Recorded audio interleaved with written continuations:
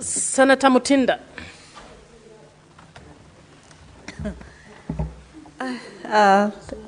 Thank you, Madam Speaker.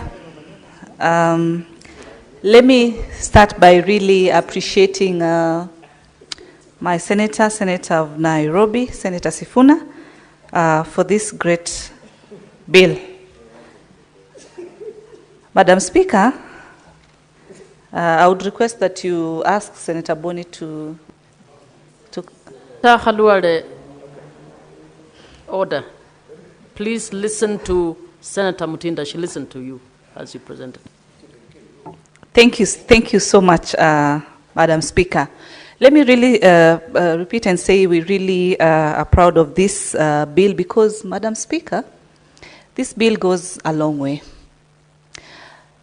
The generation that we have today, Madam Speaker, is very much talented from different perspectives, Madam Speaker. And this bill, the way I've looked at it, Madam Speaker, is talking about the sports fund at the county levels, Madam Speaker. Let me begin by Clause 54B, Madam Speaker, which talks about this, the County Sports Association Fund, and further talks about Part A on the 1% from the CRF account, Madam Speaker. For me, from where I sit, Madam Speaker, as the Vice Chair of Finance, even this 1% is not really sufficient. But with the current situation, it's a good pointer for starting because they are introducing this particular fund. Later, maybe, the percentage can be increased. It's a good point to start. But, Madam Speaker, the reason I'm bringing this issue of the percentage is because currently, the equitable share is 387.4.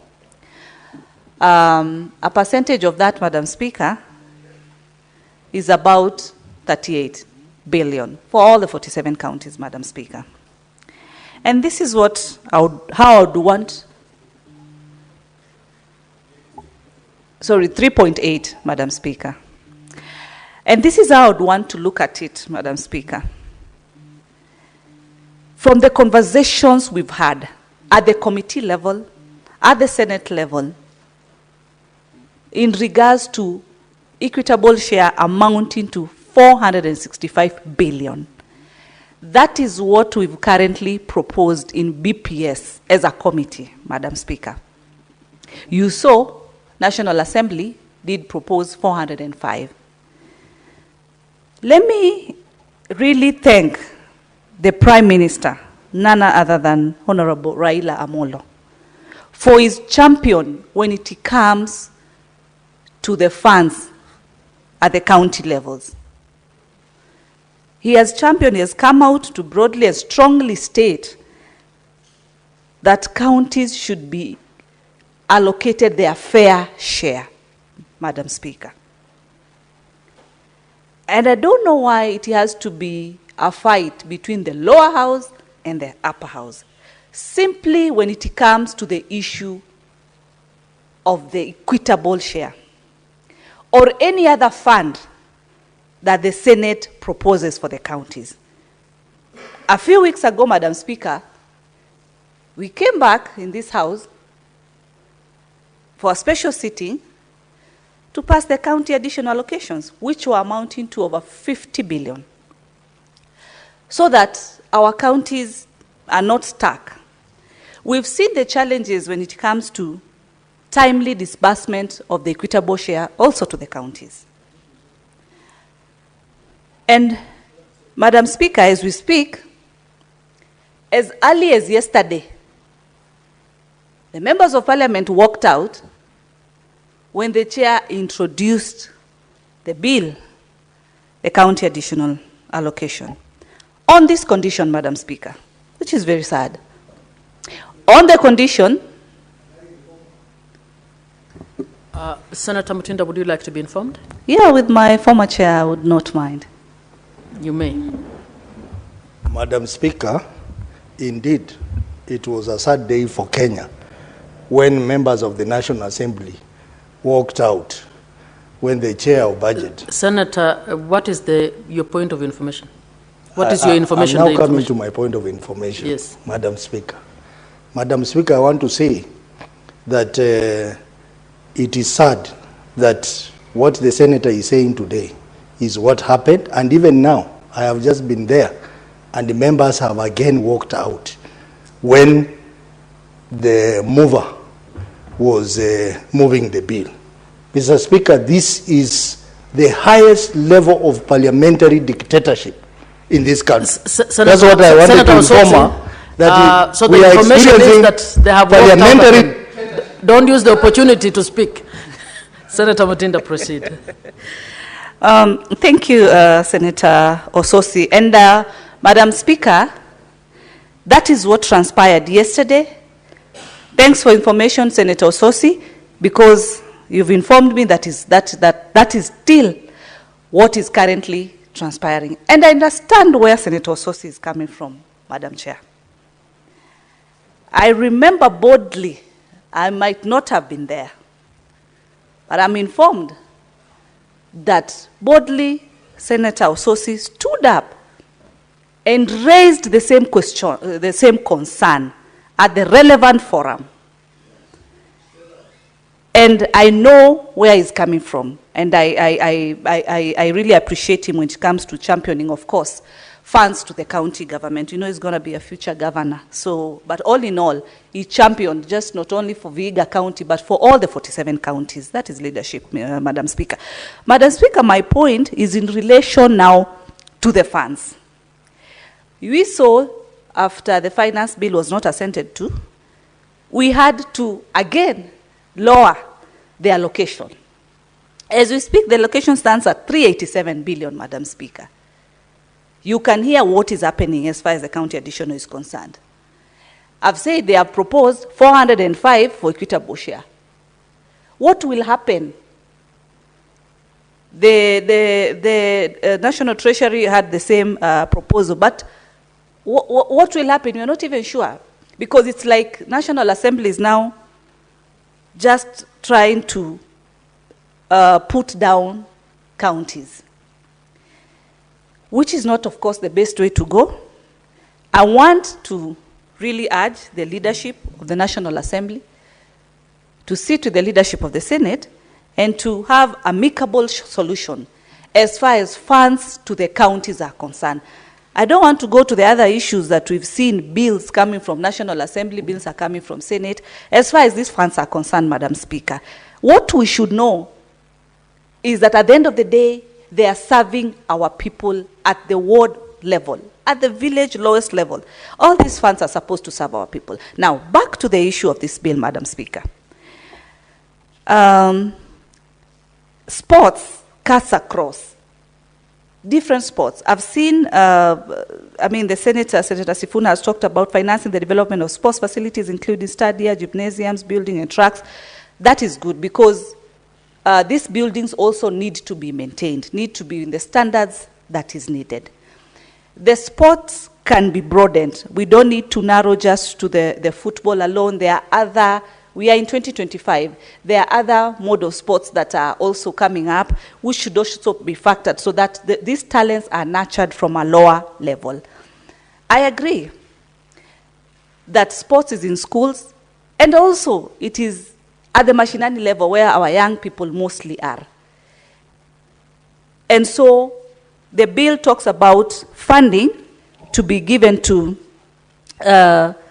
teams that have a certificate of registration issued under the Sports Act 2023. This is okay. It should not just be limited to support teams within the learning institutions that are well established. Even those ones who have come up and decided to have their own teams, they should be supported. Madam Speaker, Clause 54F, F for France, 2, talks about a person who wishes to receive funding from the fund and meets the criteria set out under Section 54E shall at least 6 months before the commencement of the financial apply for administrator of the fund in a manner as prescribed by the board. My concern is on the duration, 6 months. I didn't know why the senator decided to put it 6 months. Looks like quite a long period for people to meet deadlines, for people to be spot on what is required, for the administrators to be able to plan accordingly and strategically. I think it would be wise to reduce that period, maybe say for about 3 months, so that you don't give too much room. And then, you know, there has been this weakness at times of people seeking extensions and things like that, God forbid. But at least just lowering it. I didn't know why the 6 months, maybe we'll explain later, but just from how I've looked at it, 6 months would be quite a long period of time. Madam Speaker, the other day we saw the women team called the Kenya Grannies Mutembei FC. These are women aged between 52 to 75 years. I saw them emotionally cry with happiness for them having achieved their dream. A dream of going out of this country, and 2, of playing with another international, team. And that was Kenya and South Africa. They played with South Africa. And the beautiful part, Madam Speaker, is that they even won. They were so overjoyed, they were so happy. These are women between the age of 52 to 75, Madam Speaker. Then I ask myself, Madam Speaker, if when they were at the age of probably between 25 to their 40s or 50s, 25 to 40, let's say, if they nurtured their talents from then, what would we be having? We'll be having an international team, probably. We'll be having a team that has excelled to the highest international levels, Madam Speaker. This is a clear example of success when it comes to sports. I'm really very proud of this team. Madam Speaker, I am a patron of Kayole starlets, of very young, beautiful, intelligent girls from Kayole who have a team, who I support very much. And now I'm even happy because where we represent here in the city, this is the biggest county. And this is just one among the many teams that I do support. Now with this fund, and of course because, Madam Speaker, charity begins at home, and with our good Senator of Nairobi, of course the delegation of Nairobi, will have a good opportunity to ensure that these funds are utilized by our people. So they go a long way. These are the talents that we should nurture, because our children have really portrayed excellence in this. Lastly, Madam Speaker, so that I give my colleagues also time to make their comments, I want to appreciate the chair of FKF, Hussein Mohammed. We've seen how he's been out here supporting teams, and I'm happy because he also continues to support my teams in the different sub-counties that they come from, something that I thought to be good to also acknowledge, Madam Speaker. With those many and few, I look forward also to hearing Senator Chimera's bill on sports. I've inquired from him, and he's told me it's about the sports academies. And it's excellent because bringing this to the fund where we nurture the individuals, the players themselves, and also an academy, then we are really doing very well.